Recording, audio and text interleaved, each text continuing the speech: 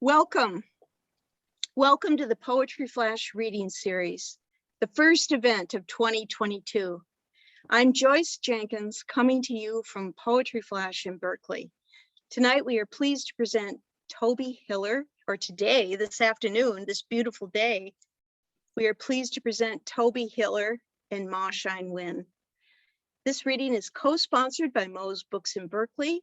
You can purchase Ma Shein book at bookshop.org/lists, LISTS/poetry-flash-readings. And that link is also in the chat box.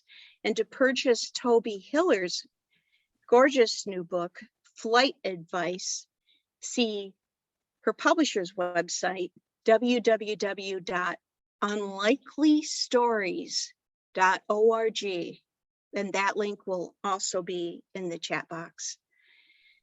You are muted on entry. Please keep yourself muted during the reading. This event is being recorded and will be posted on the Poetry Flash Facebook page and YouTube channel. After the reading, after the recording has stopped, we'll keep the Zoom on for a few minutes so those who are joining us live can ask a question of our poets or say a quick hello. Remember to visit poetryflash.org to see reviews and news about upcoming events in California. We've got a lot of gorgeous calendar events that you'll want to see. Quincy Troop at the San Francisco Public Library, reading from his new book on February 10th, wonderful things, and including more readings from Tobey Hiller and Ma, I'm sure. So please do check it out. And if you want to get on our our email list and receive info and heads up about these readings via email, go to poetryflash.org and join our mailing list. Okay, so Ma Shein. Wow, Ma, I'm so glad you're here, and your book is so gorgeous. Here's your gorgeous book. It's called Storage Unit for the Spirit House.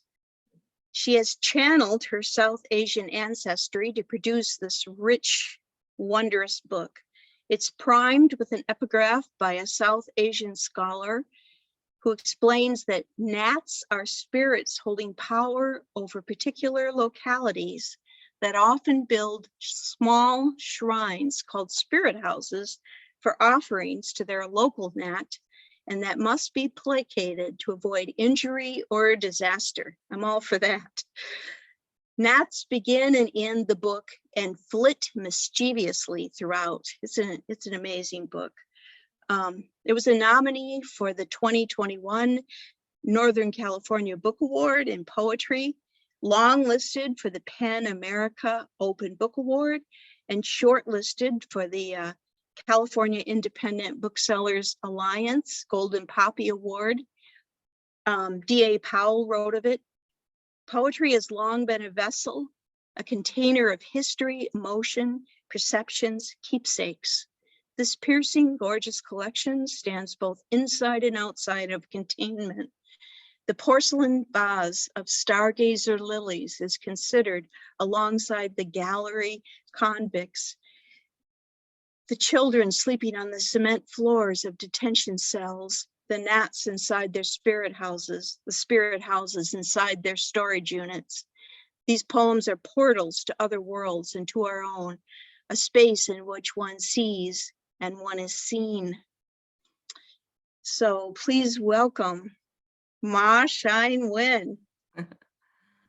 Thank you, Joyce. Thank you for that beautiful intro, and thank you to Poetry Flash and Mo's Books for hosting today's reading. And I just want to say it is such a pleasure to be celebrating Tobey Hiller's marvelous book, Flight Advice, a Fabulary. And I love how these short stories transport the reader to otherworldly landscapes and dreamscapes. Congratulations, Tobey. I'd like to begin with some new pieces. And the first one is entitled, I am writing from our feet. I am writing from our feet. I am not asleep. I hold one hand in the other. We notice the topography of our palms. We notice our lifeline has grown longer, fate line shorter. I see the pain flow in channels from 3 scars on abdomen. We itch. I sense movement along the torso, down the arm, through the hand. We hypnotize. I see my sister's long fingers in our fingers. We face our palms upward. I realize that my lines have aged. We hold our hands up to our face and stay there. I think about our mothers. We touch their feet. You write about last night's dream. You close our eyes. We dream in trance. I stand to eat from my plate. We sleep off the breadcrumbs. And I'm writing a series of thought logs, and this is thought log 21. 3 of my close friends have fallen in the last 3 weeks. Tesla drivers report a surge in phantom braking. A group of devoted volunteers are knitting below the skin of my navel. Kerfuffle, skedaddle, paradiddle. My ovarian cyst was defrosted for the biopsy. Cinnabar, Carmen, Cordovan. Establish balance while in the ether. What is it? Is it? It. 2 children hawk objects on the lawn. Daisy chains, toothpicks, wetly painted, a neck brace. We are 100% committed to hope at this moment. Drill down into the metaphor making. King Dong, lemon Oreos, unwashed scrubs. Cutie thunderstomp upstairs annoys and amuses. She dreamt we were wearing matching pinafores at an event that began with the letter M. I am mastering the art of doing nothing. And this is another relatively new piece. Letters from the waiting room. Dear H, I'm hanging out in the waiting room. I am blinking into another eye. Gold shades, sirens again. Seeing another city through the window of another's window. I live in a 2-second time lapse. Dear H, I knitted a quilt for you. Slivers of green lint throughout. Warmth in the waiting room now. My limbs are soft with pain. Slept last night with ears open. Noted the following: pollen drift, vessel crack, pillar bark. Dear H, missing your crackling eyes, generous fountains. And this, you were standing on a dock and next to you, a large trunk made of bone. Strangers began to gather. You sunk your hand and lifted a spinning plate from the trunk. Applause and more applause. Dear H, my cat visited me from the other world. She witnessed bliss busting from the pockets of houses open once again. Bright light from the storehouse, tinny bell tones. She could smell the dirt from behind the shed. And now I'd like to share some poems from Storage Unit for the Spirit House. Spirit House 6. The gnats had moved into the house on Inya Lake, zoomed through halls with pocket knives, tamarind seeds, green bananas. Family offerings of jade bracelets, cheroot cigars, deer tails. The medium danced wildly in the living room, drunk on palm wine, spinning, spinning. Orchestra of circle drums and copper bells played on the staircase, Natpwe. 8 children on the floorboards, leaping over uncles and cousins, shaking, shaking. Mother lit candles on the wall shrine. She spoke to the blue-winged insects. They whispered back. A gnat warmed itself by the flame. Auntie walked in a dream state, hot room. Cousin slowly opened a large trunk of teak and silver strips. The gnats flew inside, one after the other, after the other. And the title of this poem is Portal. Intersection of vine at trapeze. The white substance poured from her mouth last night. Jug, tipping, spilling onto tile. Eye that repeats itself in conversation with other eye. Sleep less, suspenders, another gift from Aunt Jenny. Neighbor plays cello. The swan floats through silk drapes in hallways. Extreme isolation exerts a person. The radio between stations. Restaurant. I recognize her voice because it's my voice. I don't know that name because it's their name. I think your voice has a name, but it's my name. She met herself in a restaurant. It wasn't her restaurant, but it was a place she had been before. She had eaten eggs there, potatoes Anna.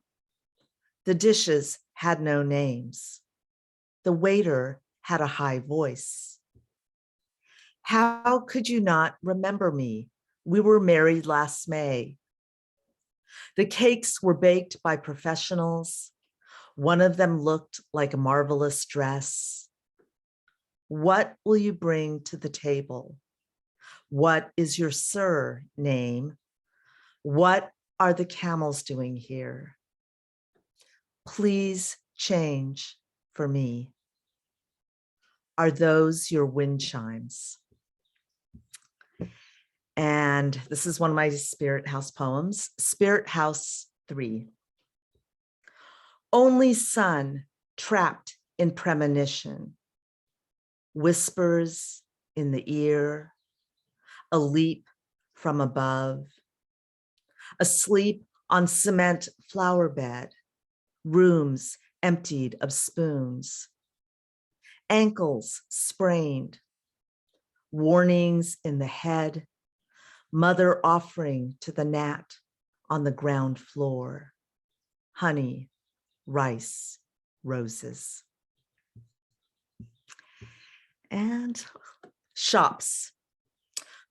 Phytomineral etudes at the paw quilt shop, nocturnal halos, mind fevers, smelling salts, air guitar, and filigree. Why the rapidly moving notes? Why the boxing mentors in July? The reverie of mobs as the architects listen for their Ganesh ringtones. Storage unit 202. 1, secondhand gloves. 2, a king drinking pear juice trapped in a glass jar. 3, wet hair and wet fur. 4, velvet spurs. 5, directions to the other world. And I'm going to read a few poems from Invisible Gifts. And this is the first poem in the book, Home. The steps that lead to the front door are flecked with silver dust and shimmer when the sun is low in the sky. When the toilet flushes, it echoes 4 times. Mismatched mattresses, Egyptian king frame, a broken oven with a working stove. The piles of paper, the piles of clothes, the piles of files, objects collected over years and years. The slippers from IKEA so the guests won't scuff the floor. The houseplants that manage to live with little water. The dust bunnies, the hairballs, the silk underwear. The bent spoons, the dented pillows, the dental floss. Boxes in the garage filled with old pictures, letters, and record albums from the 70s, wrapped candies, Moroccan mask, tea bags, plane tickets, hospital bills. In the office closet, the ceiling is moldy, dark spots expanding, too high to reach without a ladder. The paint on the balcony wall peels off in shapes of rabbits and deer. A cigarette butt floating in a yellow flower pot. The neighbor crosses the street. Why the filled recycled bins? Why the flow of strangers leaving with office chairs and toaster ovens? Why the missing husband, the dent in the car, the real estate agents in their well-fitted suits? Why the cracked driveway, the overgrown juniper? One fall, an old friend announced upon walking in the living room for the first time. I agree the view is fantastic, but you're not supposed to live here. The hallway is a long corridor that leads to the front door.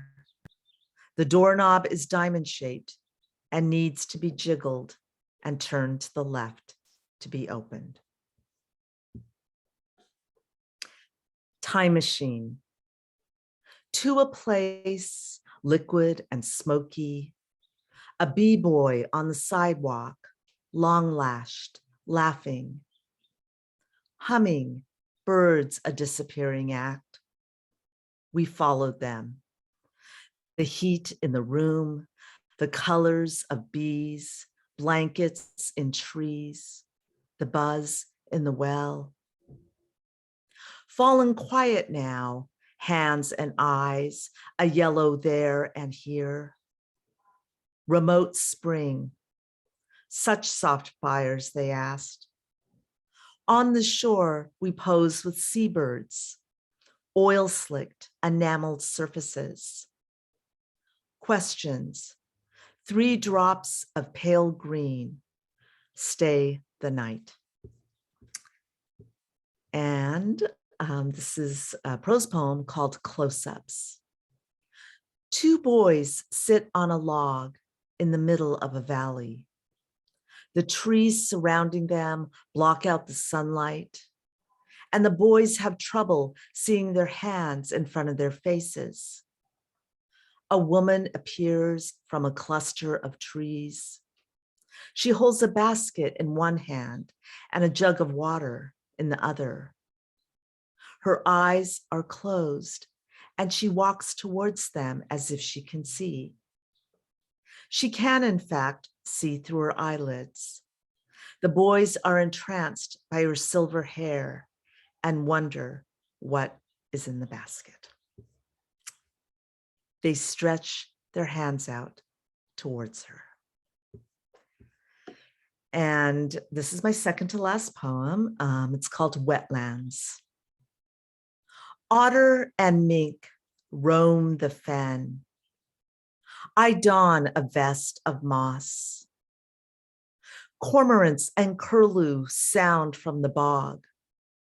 I avoid the beehive. Sea trout and croaker move through saltwater swamp. I consult my mood ring. How will I feel? Sedges and saltbush, the bobcats are disappearing. I cry at all the right times. And I'd like to end with a new poem. It's called Weatherlog. Where's Dawn? She's at Lexa's house. Nerves permeate our air. I visit with a honeydew. Last light dips through shutters. We make a sourdough loaf. Intertidal mudflats, wild saffron, swift winds. What is air? Compressed breath. Crocus, heads, nests. Yvonne's rusty locks, my brittle nails, meadow burns. Gold flinches, we look up. Thanks so much for listening, everyone. Thank you. Wonderful. That was so wonderful, Ma. Thank you so much. Thank you, Joyce. Really lovely, really lovely. Thank you. So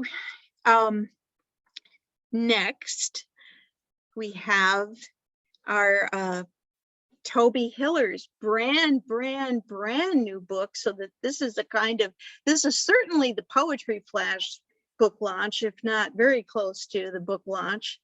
And here's a peek at the cover.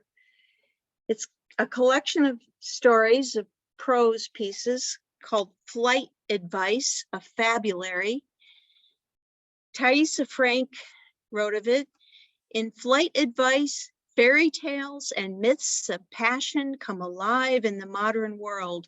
Men with cigarettes that look like stars make love to mermaids.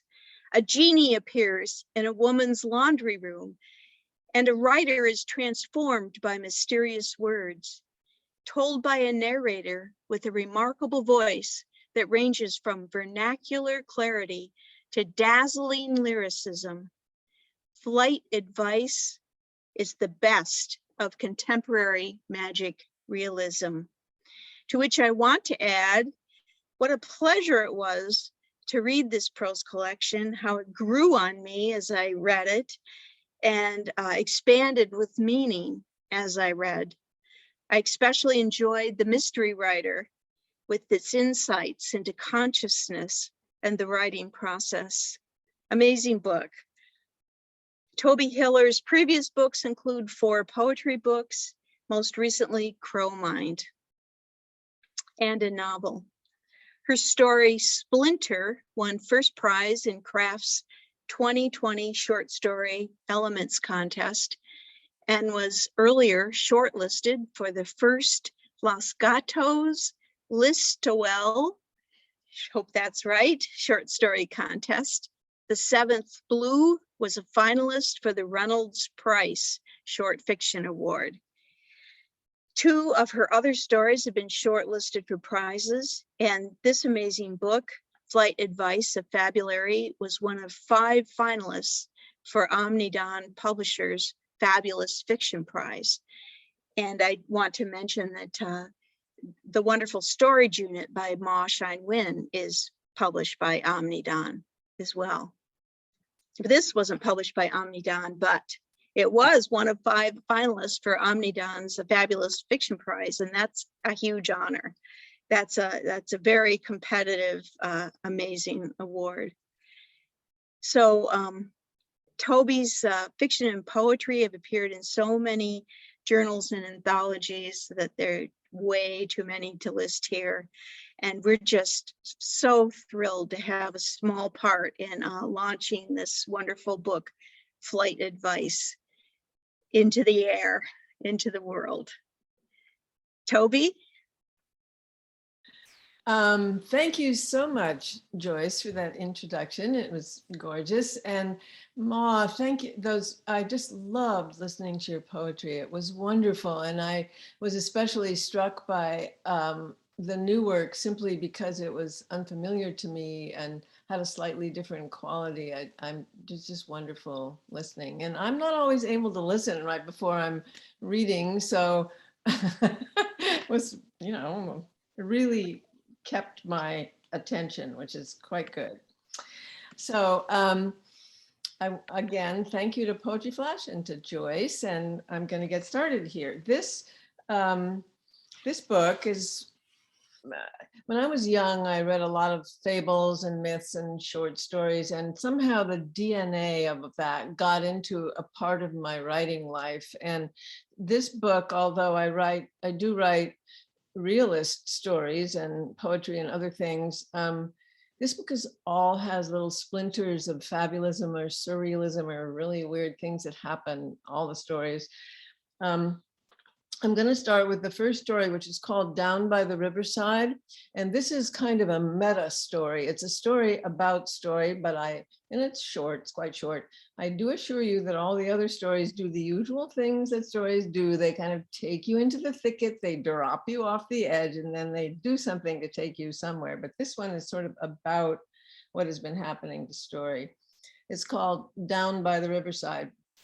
Story has lost his way. He knocks on a door and someone lets him in. Inside, there's a hall with many mirrors that make it seem he is walking into his own reflection and walking into his reflection, he stops to think. Years ago, there would have been many doors in here. Behind one, a lush garden from whose leaves issued an irresistible sound of woodwinds. Behind another, a woman in a skirt made of brambles spinning a thread of gold. Behind another, the pitch and roll of the sea with almost at the horizon a pirate ship, or over there a veil or patch of fog behind which the moans and motion of love or torture could just barely be made out. Or at least a gaggle of ragged children plucking rice out of the cavities in a porous rock, something to work with. He looks closely at a shadow in the corner of a mirror to his left, and the shadow blots itself into a looming figure in a dark suit, holding up a small toothed gadget, who says, "This handy little all-in-one tool will slice a cucumber, julienne a carrot, dice a zucchini, or even snicker, ball a lemon." Abruptly, Story pulls away. For this, he thinks, I sharpened my pen to a sword-sharp point and learned how to speak 181 languages? Or was that 1,081? Hard to remember, since the words will follow any open sesame into the nearest jar and leak out the bottom like water. He goes out a back door, squashed almost to a beanstalk width between two mirrors, a splinter of an exit just large enough to squeeze through. The narrowness of the niche scrapes his skin, reminding him of the pains of transformation. He can remember a time when he was her and rode clothed in her own hair. Camels were her favorite conveyance. She lived in a tree or under a pillow on a glass mountain or in a hut constructed of cannonballs and straw, an unstable combination, but it did keep the wind out. She comes out into the backyard and stands under a tree, looking through leaves at the sky. Where are the gods? Where, in fact, are the birds? Cars whiz by somewhere nearby. She hears buzzing and wonders, is that an apiary, a distant chainsaw, or the crackle of a chain reaction? Story wishes she still had her coat of many colors, and then remembers she does still have a penny whistle. She takes it out and begins to play, the melody full of plaint and foreboding, but no one comes. They are all somewhere else, she guesses, with their thumbs tied to pixels and their earbuds in. This reminds her that she's forgotten how to spell, and so, putting her whistle back in her pocket, where it nestles down next to her skipping stone, she takes off to look for a dictionary or a border collie. However, she becomes distracted by a sign advertising 31 flavors of ice cream, though the sign is more like a movie screen than a poster. This makes her think of that circus story she used to know. What was it called? Cinderella, the Three Stooges, something about the Dutch mountains. Anyway, 31 doesn't sound like the right number. She was sure it was supposed to be 7 or 1001, wasn't it? In any case, it's always flesh, not ice cream. She says this out loud, quite loudly, whereupon some men in uniform swoop down upon her. She's arrested for vagrancy and possible lewd behavior and put in the county jail. Here, there's plenty of light, all electric, of course, but no books and only microwaved food, along with no back talk. Since her conversation is mainly back talk, before very long, she's put in solitary confinement. But she still has a few tricks up her sleeves, so she takes her stone and she skips her stone and hightails it out of there, ending up down by the riverside with the homeless kids and the drunks. She likes it here and decides to spend the night. It's familiar because of the open fires telling their endless tales of flicker and pull, the nomad saunter from one motion to another, compelling spots of bright among the improvisations of tents and cardboard shelters. Sudden glow and portability, it's a long-term thing. Also, she likes the glittering eyes she sees here and there, so like stars, not to mention the encroaching darkness, possibilities with their dark and hungry mouths. In the morning, she wakes up with tattoos on both her forearms and a memory of all of Thunder Seaman and Roving Spirochetes' songs. She remembers being in the belly of a whale, or was that a ship? She remembers chains. Also, she has some cuts and a flowering bruise or two. This is nothing new. She leaves the camp the next morning wearing the shortest words she can find around her throat and in her ears. Tomorrow, she thinks, I'll learn 3 dying languages, some whale song and tree pantoum, and try that thing that Proteus did. I think I used to love it.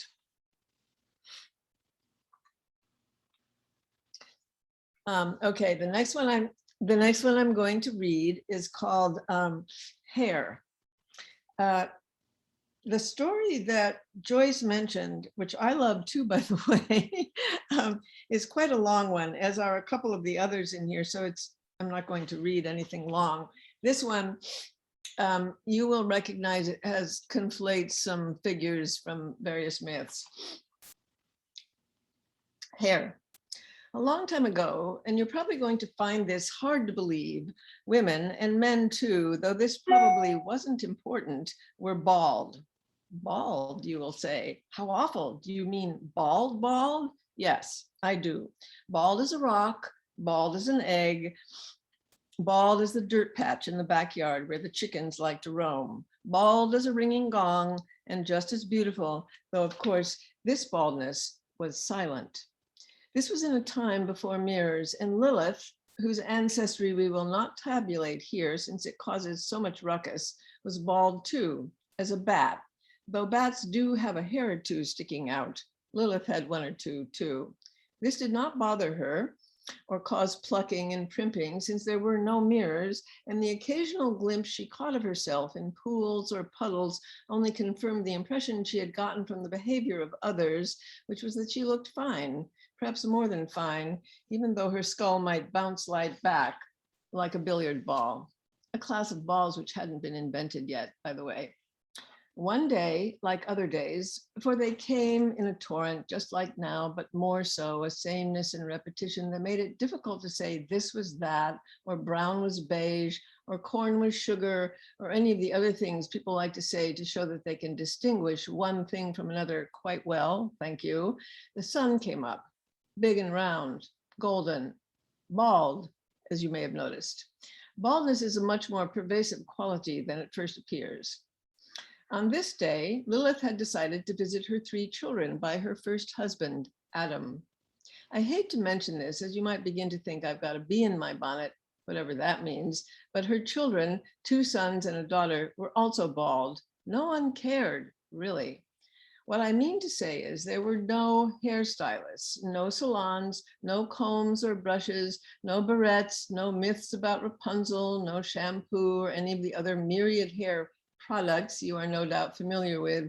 No Goldilocks, no adverse hirsute side effects of chemotherapy, no dyes, no Professor Corey jokes, no bad hair days, no unsaid questions and comparisons about hair weaves and straighteners and dyes, and furthermore, no mustaches, beards, or religious rules about men's facial peculiarities, no arguments about scarves, no Bluebeard, no Hercule Poirot. It was a world of shiny pates. So, hairless, Lilith went along the road singing to herself. Lilith gets very bad press. You know how early history can get rewritten, but really I can tell you two things about her most people don't know anymore. She wasn't any more of a demon than people usually are when everyone keeps tracking mud into the house. And she had a beautiful singing voice, which could and did tame the savage beast. She came to a river, which was blue, wide, and very cold. She would need to ford it or swim it or hire a boat. No boatman occurred. No obvious bridging methods appeared. The river, serenely running along, looked very blue, that particular blue that bespeaks ice in the bone when you enter it. So swimming seemed unattractive, though Lilith was always ready for adventure and took independent action on a daily basis, one thing that distinguished her from her later cousin and sometimes Sablaba Eve. She continued to sing to herself as she contemplated her situation, since she found that that often helped with cogitation, and besides, it was soothing.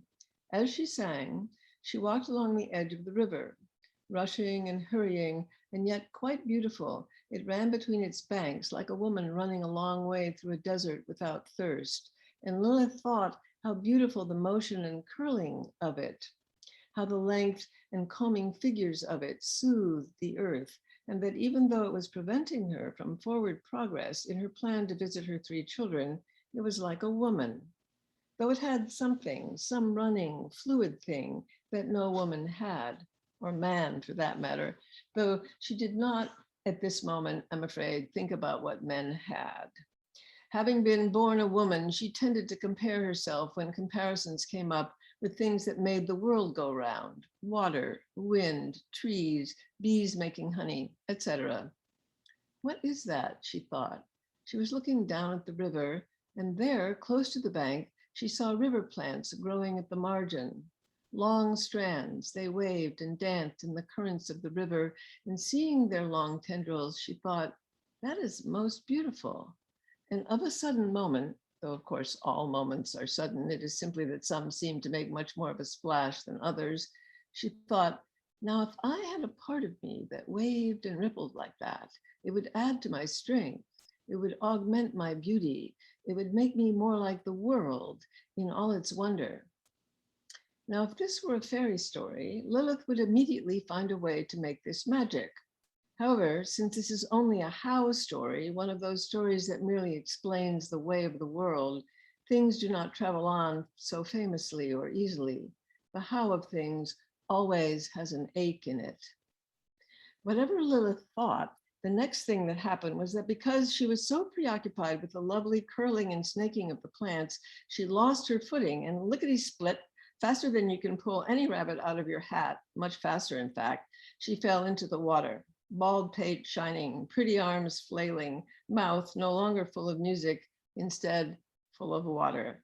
She tumbled, she rolled, and around her she felt the cool tendrils and plates of the water plants. The plants thought her very beautiful and quite hysterical, for back in this time it was news to no one that plants could think. Though annoyed by her splashing and heaving, they began, for the sake of her beauty, to figure out what she needed. Air! She needs air, shouted one plant whose fondness for CO2 hadn't prevented her from studying the odd habits of mammals.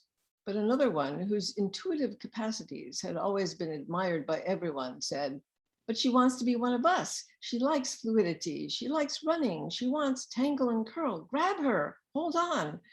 Nonsense, yelled another. Plants in disagreement can really be quite argumentative. She'll drown if we don't get her onto land. Stop tangling her up. But with all the river water pouring downstream and the plants waving and rippling and arguing and Lilith gasping and rolling and swallowing water, the end came faster than one would have anticipated, and too soon, and with a finality unsuited to the middle of a tale. There was Lilith, no longer breathing, rolling in the long tangled fronds of the water plants at the wild river's edge. Drowned, you say? Oh no, how can this be? But at this very moment, the eldest of her three children, Usir, later called Osiris, and not famous for anything yet, and certainly not yet wise in the ways of the living and the dead, since he was only 16, turned up. At once, aghast, he pulled Lilith out of the water and tried to revive her. He pounded her chest and blew air into her mouth. He ordered her to wake up. She did not open her eyes. He began to weep. He pounded the ground. Around her head were wrapped the leaves and tangles of the river plants. "O river," he wailed, "O sun, O leaves and water, return me my mother, whose death is not yet ready. Change her or mark her, but bring her back. Oh, please." But nothing happened, except that Lilith was turning blue, or more exactly, greenish purple. Usir ran off to find Orion, Lilith's second son, whom he'd left behind some bushes, setting a trap for rabbit. As yet, Orion wasn't very good at catching game, and just now he was practicing a new method, snares. But as soon as Usir yanked him up, panting, yelling, and pointing, he forgot all thought of rabbits, and lickety-split, they both arrived back at Lilith's corpse, now a quite unlively shade of puce. Orion fell on his knees beside her, staring at the strange black stuff on her head. "Where the hell is Isis?" yelled Usir, who wanted his sister there too. Orion stared down at his mother. Oh geez, anachronistic as that may sound, he said. "Mom," he yelled. Before this, she had always waked up when he yelled that loud. "Isis," wailed Usir, because he knew they all three, her children, needed to be there if anything was to happen.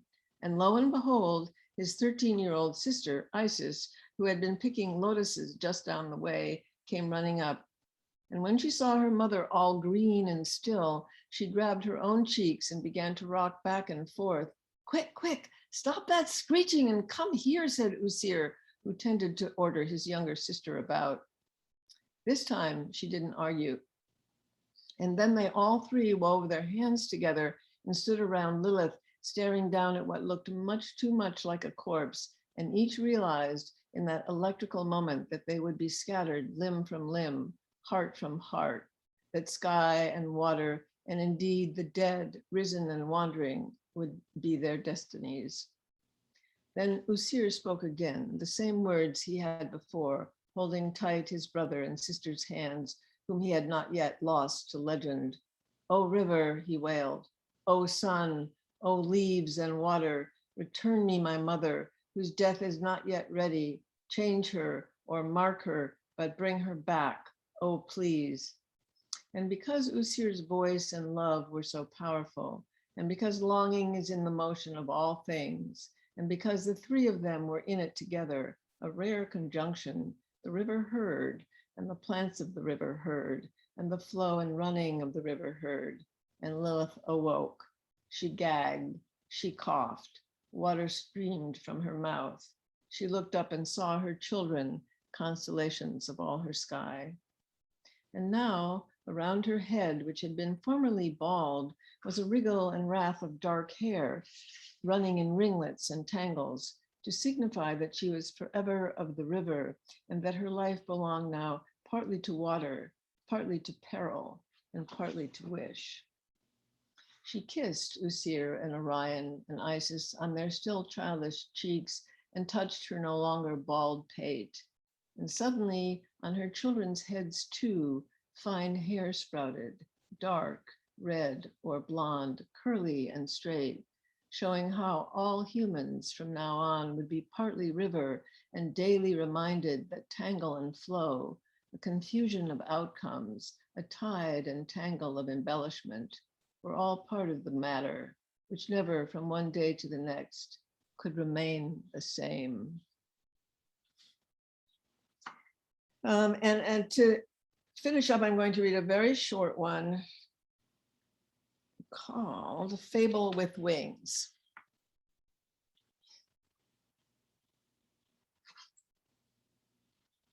Fable with Wings. She was born with wings, but no knowledge of flying. Her parents never commented. Maybe they didn't notice, since at first the wings were more like nubs or odd bumps. And anyway, they were often too busy with the drama of the day's many log jams and potholes to notice much but each other's inadequacies. When she herself noticed the wings, they seemed like 6 toes or something, useless appendages, though at least not as froggy as extra toes. At first she hid them. If she stood a certain way and dressed right, they seemed pretty much like large shoulder blades. Later, she wound beads and scarves in their feathers, tied them into a plume like a long ponytail, and made them into a fashion accessory. Then, one high summer noon, she saw how free and light, how sweetly deep that blue dome above her was. Maybe the wings actually worked. And well, come to find out, they did. Her first few flights were careful. Up into leaves, a bit of leaf muss and flurry, awkward bounce forward onto branches, teeter, and then an exultant perch on a branch, almost in the clouds, it felt like, looking down with no fear. On her next aerial adventure, practicing swoop turns above a meadow, she encountered a large raven dangling some grapes above a fox's raised and drooling mouth.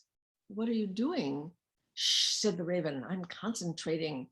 "Yeah, beat it," said the fox. "I've just about got him hypnotized." Her first thought had been sympathetic to Fox. She'd always had a soft spot for those pointy noses and furry tails, and of course that red. But given the last remark, Raven's burnished black seemed no less striking, possibly even more attractive than Fox's red. Interesting, like the undetermined contest between ground and sky. So she tried to hover. The problem was her starboard wing had a tendency to pull. This caused first a slow drift and then a faster veer, and abruptly she went into a spin, unfortunately in the moment's crisis, flapping her arms instead of her wings. Blam, ruffle, thud, as she careened into Raven, whose hover she had time to notice before she bashed into him, was perfect. Most of the grape cluster in the commotion dropped into Fox's mouth, and alert as always, he immediately swallowed both the grapes and Raven's foot. Raven squawked loudly, beat his wings frantically, and actually managed to drag Fox, clamped onto his foot with grape juice running down his jaw, upward off the ground.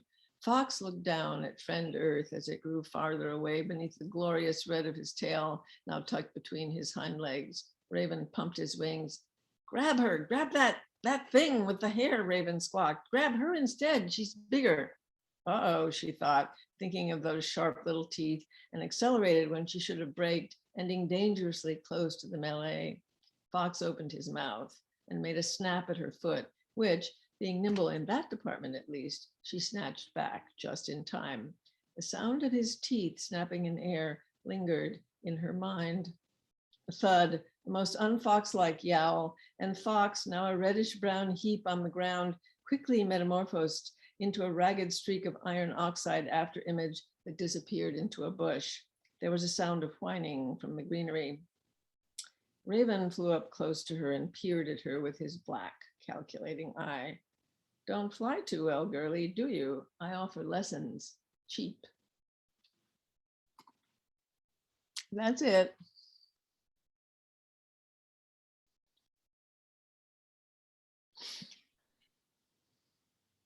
I can't hear you, actually. Whoops. I was thought I had unmuted and it didn't quite take, Yeah.